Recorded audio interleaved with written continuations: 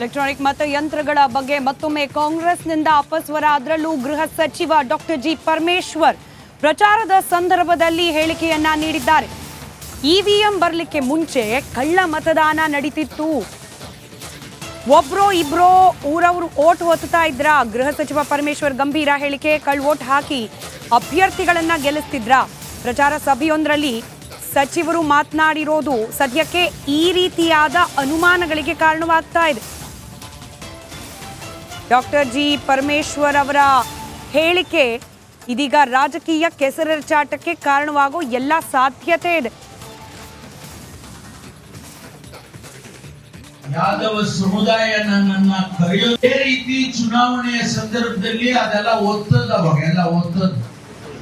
ಅವಾಗೇನು ಇರೋಣ ಇವಿಎಂ ಇರ್ಲಿಲ್ಲ ಕಣ, ಅವಾಗ ಎಲ್ಲ ಒತ್ತದು. ಒಬ್ರು ಇಬ್ರು ಕೂತ್ಕೊಂಡು ಒತ್ಕೊಡ್ರು ಆಗ್ಲಾಗೆ.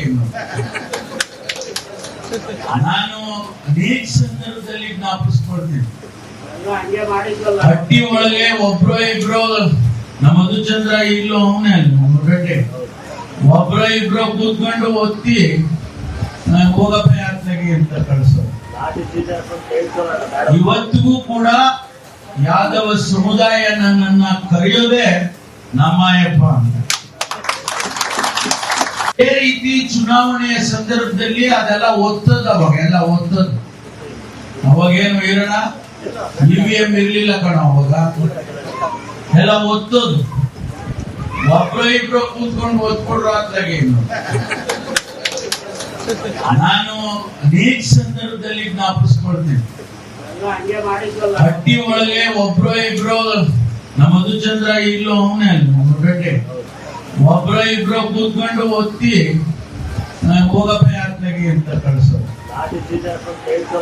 ಇವತ್ತಿಗೂ ಕೂಡ ಯಾದವ ಸಮುದಾಯ ನನ್ನನ್ನ ಕರೆಯೋದೇ ನಮ್ಮಯ್ಯಪ್ಪ ಅಂತ.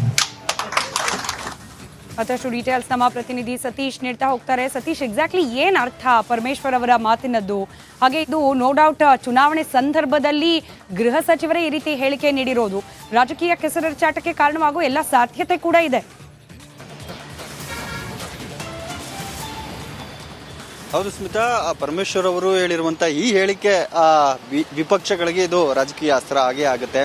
ಈ ಬಗ್ಗೆ JDS ಟ್ವೀಟ್ ಮಾಡಿ ಆ ವಿಡಿಯೋ ಕೂಡ ಪೋಸ್ಟ್ ಮಾಡಿದೆ. ತುಮಕೂರಿನ ಸಭೆಯೊಂದರಲ್ಲಿ ಪರಮೇಶ್ವರ್ ಗೃಹ ಸಚಿವರು ಚುನಾವಣಾ ಪ್ರಚಾರ ಸಂದರ್ಭದಲ್ಲಿ ಈ ರೀತಿಯ ಹೇಳಿಕೆಯನ್ನು ಕೊಡ್ತಾ ಇದ್ದಾರೆ. ಹಿಂದೆ EVM ಬರೋದಕ್ಕಿಂತ ಮುಂಚೆ ಮತದಾನ ಯಾವ ರೀತಿ ಆಗ್ತಾ ಇತ್ತು ಕೆಲವು ಕಡೆ ಅನ್ನೋ ಒಂದು ಹೇಳಿಕೆಯನ್ನ ಹೇಳಿದ್ದಾರೆ. ಅವ್ರ ಅರ್ಥ ಏನೇ ಇರ್ಬೋದು, ಆದರೆ ಕಳ್ಳ ಓಟು ಹಾಕೋದು ಕೂಡ ಅಪರಾಧ. ಈ ಹಿಂದೆ ಈ ರೀತಿ ಆಗ್ತಾ ಇತ್ತು ಅಂತ ಸಭೆಯೊಂದರಲ್ಲಿ ಹೇಳ್ತಾರೆ. ಅಲ್ಲಿದ್ದ ಕೆಲವು ಸಭಿಕರು ಹೌದು ಈ ರೀತಿ ಆಗ್ತಾ ಇತ್ತು ಅಂತ ಮಾತಾಡ್ತಾರೆ. ಇದೆಲ್ಲ ನೋಡಿದ್ರೆ ಹಿಂದೆ ತುಮಕೂರು ಭಾಗದಲ್ಲಿ ಅವರು ಪ್ರಚಾರ ಮಾಡಿದ್ದಾರೆ, ಹಿಂದೆ ಕಳ್ಳ ಓಟ್ ಆಗಿತ್ತಾ ಅನ್ನೋ ಈಗ ಪ್ರಶ್ನೆ ಮೂಡ್ತಾ ಇದೆ. ಇದ್ರ ಜೊತೆಗೆ ಇದು ವಿಪಕ್ಷಗಳಿಗೆ ಒಂದು ದೊಡ್ಡ ಅಸ್ತ್ರ ಸಿಕ್ಕಂತಾಗಿದೆ. ಈಗಾಗಲೇ ಕಾಂಗ್ರೆಸ್ ಪ್ರಮುಖವಾಗಿ EVM ಬದಲಾವಣೆ ಮಾಡಬೇಕು, ಹಳೆ ಪತ್ರದ ಮತದಾನದ ರೀತಿಯೇ ಮಾಡಬೇಕು ಅನ್ನೋ ಒತ್ತಾಯ ಇದೆ. ಈ ಎಲ್ಲ ವಿಚಾರಗಳು ಕೂಡ ಈಗ ವಿಪಕ್ಷಗಳಿಗೆ ಒಂದು ಅಸ್ತ್ರ ಸಿಕ್ಕಂತಾಗಿದೆ. ಚುನಾವಣೆ ಸಂದರ್ಭ ಬೇರೆ, ಈ ವಿಚಾರವನ್ನ ಖಂಡಿತವಾಗಿಯೂ ಕೂಡ ವಿಪಕ್ಷಗಳು ಬಳಸ್ಕೊಳ್ತಾರೆ. ಚುನಾವಣಾ ಪ್ರಚಾರ ಸಂದರ್ಭದಲ್ಲಿ ಪರಮೇಶ್ವರ್ ಅವರು ಇದಕ್ಕೆ ಸ್ಪಷ್ಟ ಉತ್ತರ ಕೊಡಬೇಕು ಅಂತ ಒತ್ತಾಯಿಸ್ತಾರೆ. ಅವ್ರ ಕ್ಷೇತ್ರದಲ್ಲಿ ಈ ಹಿಂದೆ ಕಾಂಗ್ರೆಸ್ ಅಭ್ಯರ್ಥಿಗಳು ಇದೇ ರೀತಿ ಗೆದ್ದು ಬಂದ್ರ ಅನ್ನೋ ಒಂದು ಪ್ರಶ್ನೆಯನ್ನು ಕೂಡ ವಿಪಕ್ಷಗಳು ಈಗ ಮಾಡ್ತವೆ. ರೈಟ್, ಧನ್ಯವಾದ. ಈಗ ನಮ್ಮ ಜೊತೆಯಲ್ಲಿ ದೂರವಾಣಿ ಸಂಪರ್ಕದಲ್ಲಿ JDS ವಕ್ತಾರರು ವೀರಣ್ಣ ದೂರವಾಣಿ ಸಂಪರ್ಕದಲ್ಲಿ. ಸರ್, ಪರಮೇಶ್ವರ್ ಅವರ ಹೇಳಿಕೆಯ ವಿಡಿಯೋ ಒಂದನ್ನ JDS ತನ್ನ ಅಧಿಕೃತ ಸಾಮಾಜಿಕ ಜಾಲತಾಣ ಖಾತೆಯಲ್ಲಿ ಪೋಸ್ಟ್ ಮಾಡಿರೋದು, ಅಂದ್ರೆ ಏನ್ ಅರ್ಥ ಪರಮೇಶ್ವರ್ ಅವರ ಮಾತಿಗೆ? ಎಷ್ಟು ಗಂಭೀರವಾಗಿ ಪರಿಗಣಿಸ್ತಾ ಇದೆ JDS ಪಕ್ಷ ಪರಮೇಶ್ವರ್ ಅವರ ಈ ಹೇಳಿಕೆಯನ್ನ? ಮೇಡಮ್, ಹೇಳ್ಬೇಕು ಅಂದ್ರೆ ನೋಡಿ, 1990 ನಂತರ EVM ಬಳಕೆ ಬಂದಿದೆ. ಅದಕ್ಕೆ ಮೊದಲು ಕೇವಲ ಬ್ಯಾಲೆಟ್ ಪೇಪರಲ್ಲೇ ವೋಟ್ ಆಗ್ತಾ ಇತ್ತು. ಅಂದ್ರೆ ಇವರ ಸಂಸ್ಕೃತಿನ ಎತ್ತಿ ತೋರಿಸ್ತಾ ಇದೆ.